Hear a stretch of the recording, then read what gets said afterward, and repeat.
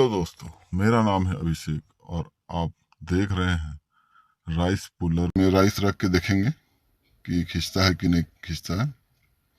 और इस राइस को हम लोग जो है देखिए,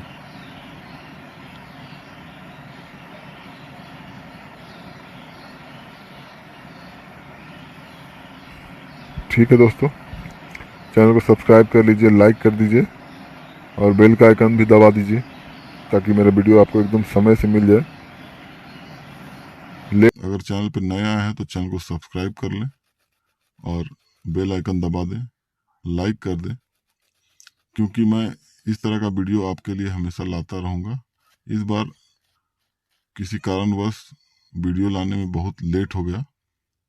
कोशिश करेंगे कि अगले बार से जो है जल्दी वीडियो अपलोड करें अपने चैनल पे।